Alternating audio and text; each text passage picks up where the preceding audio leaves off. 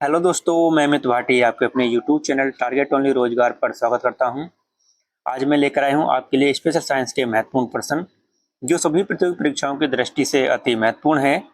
चलते हैं बिना देरी के आज की क्लास के पहले प्रश्न पर। निम्नलिखित मसालों में से कौन सी एक पुष्पकलिका होती है? तो आपका सही उत्तर है ऑप्शन सी, लौंग। आपका अगला प्रश्न, पादप कली है? तो आपका सही उत्तर है ऑप्शन ए, एक भूण या टहनी। आपका अगला प्रश्न, केसर होता है सूखा मिश्रण? तो आपका सही उत्तर है ऑप्शन सी, फूल के बीज बनाने वाले भागों का। आपका अगला प्रश्न,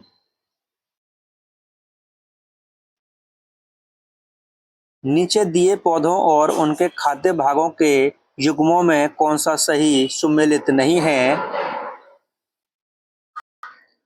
तो आपका सही उत्तर है ऑप्शन सी, आलू, मूल। दोस्तों, मूल एक जड़ होती है जबकि आलू एक तना होता है। दोस्तों, आपका अगला प्रश्न, निम्न में से आलू का कौन सा भाग खाने योग्य होता है? तो आपका सही उत्तर है ऑप्शन ए, तना। आपका अगला प्रश्न,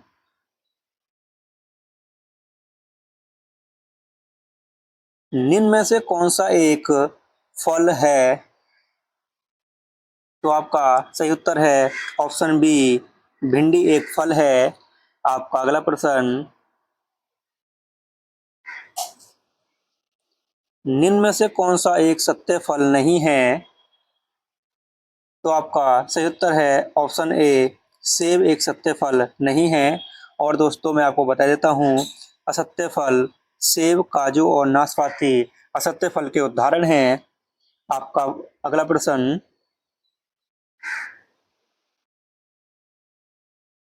फलों का वह प्रकार जिसमें लीची को रखा जा सकता है वह है? तो आपका सही उत्तर है ऑप्शन ए, ड्रूप। आपका अगला प्रश्न,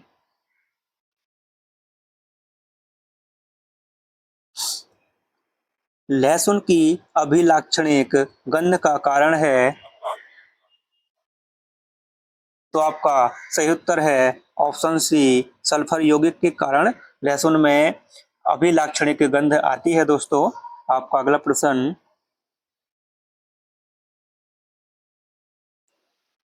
प्याज के छिलके उतारने पर आंसू आते हैं क्योंकि प्याज निष्कासित करते हैं? तो आपका सही उत्तर है ऑप्शन डी, सल्फेनिक अम्ल। आपका अगला प्रश्न,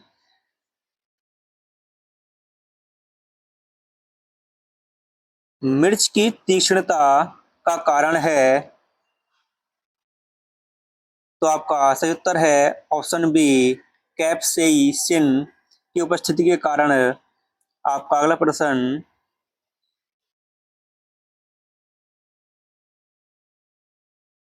फलों के स्वाद फलों के मीठे स्वाद का कारण है? तो आपका सही उत्तर है ऑप्शन डी, फ्रक्टोज। दोस्तों, फ्रक्टोज के कारण फल मीठे और स्वादिष्ट लगते हैं। आपका अगला प्रश्न,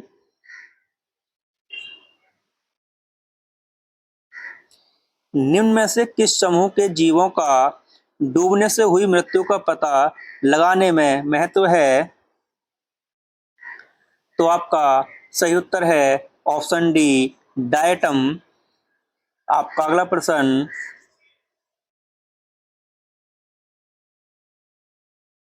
सहतूत का फल है? तो आपका सही उत्तर है ऑप्शन ए, सोरोसिस। आपका अगला प्रश्न,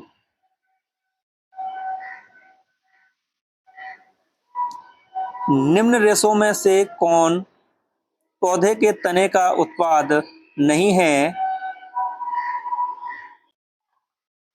तो आपका सही उत्तर है ऑप्शन डी, कपास। और दोस्तों, मैं आपको बता देता हूँ, कपास को फलों में स्थित बीजावरण से लगी रेशों से प्राप्त करते हैं। तो आपका अगला प्रश्न,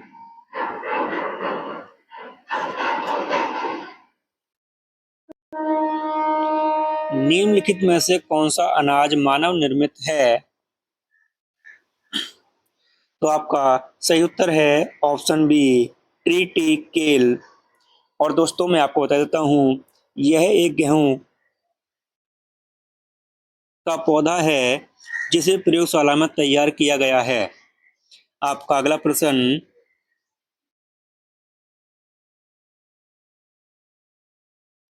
निम्नलिखित में से कौन सा मानव निर्मित धान्य है जो प्रकृति में नहीं पाया जाता? तो आपका सही उत्तर है ऑप्शन डी, ट्रिटिकेल। आपका अगला प्रश्न,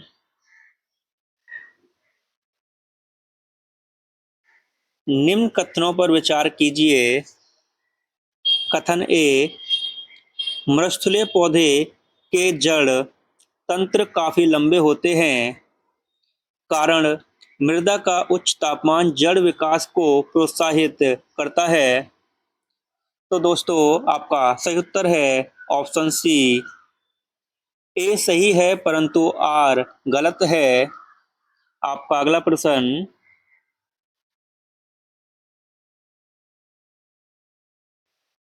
मृस्थलीय पौधों की जड़ें लंबी होती हैं क्योंकि?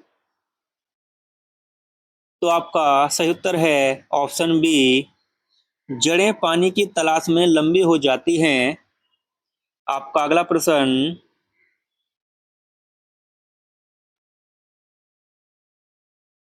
शुष्क जलवायु के भली भांति अनुकूलित पेड़ पौधों को कहते हैं। तो आपका सही उत्तर है ऑप्शन सी, मरुदभित। आपका अगला प्रश्न,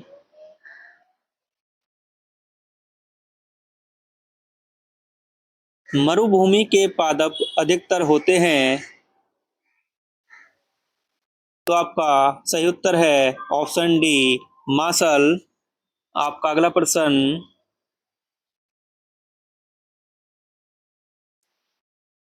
एपीफाइटस वे पौधे हैं जो अन्य पौधों पर निर्भर हैं। तो आपका सही उत्तर है ऑप्शन बी, यांत्रिक अवलंब के लिए। दोस्तों ये एपीफाइटस पौधे वो होते हैं, ये जमीन में नहीं उगते। जैसे किसी पेड़ पर जैसे देखा होगा कि मतलब नीम का पेड़ है, उस पर कोई और पौधा उगा हुआ है, तो एपीफाइटस पौधे वही होते हैं जो खुद जमीन में ना उगते, किसी और पौधे पर निर्भर होते हैं। आपका अगला प्रश्न,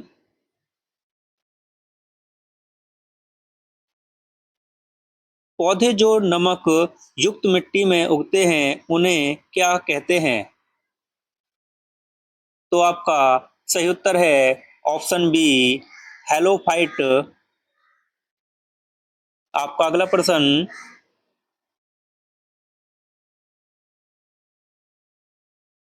हाइड्रोफाइट कहते हैं।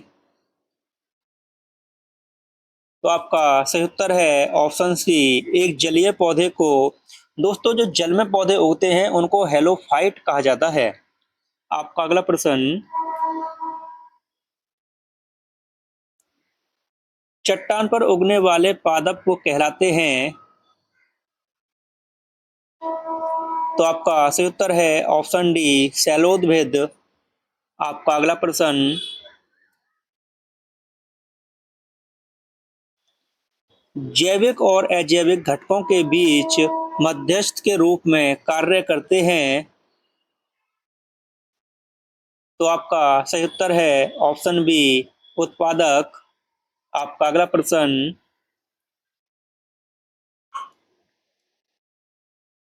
निम्न में से किसका सही सुमेलित नहीं है? तो आपका सही उत्तर है ऑप्शन डी, तृक्षण भक्षी गौण उपभोक्ता। तो दोस्तों इसका मैं आपको बता देता हूं कि ये तृक्षण जो भक्षी होते हैं ये प्रथम उपभोक्ता होते हैं दोस्तों। आपका अगला प्रश्न,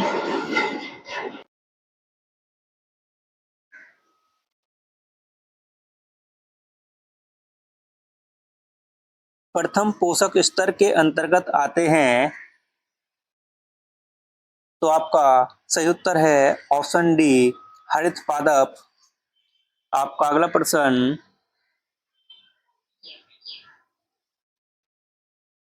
जमी हुई झील के अंदर मछली जीवित रह सकती है क्योंकि, तो आपका सही उत्तर है ऑप्शन सी, तलों के निकट पानी नहीं जमता है। दोस्तों इसमें ये कह रहा है कि जब झील ऊपर से जम जाती है तो उसमें मछली जीवित रहती हैं, तो उसका कारण क्या है? तो दोस्तों जब पानी जमता है झील में तो वो केवल ऊपर से जमता है, लेकिन अंदर पानी नहीं जमता है झील के नीचे, तो उसके कारण मछली जीवित रहती हैं। आपका अगला प्रश्न,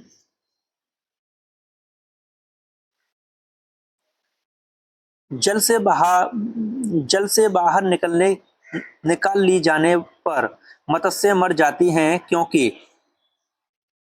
तो आपका सही उत्तर है ऑप्शन सी, वे श्वसन नहीं कर सकती, वे श्वसन नहीं ले पाती हैं या श्वास नहीं ले पाती हैं, जिसके कारण उनकी मृत्यु हो जाती है।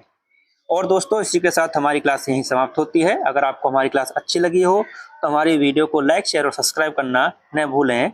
धन्यवाद।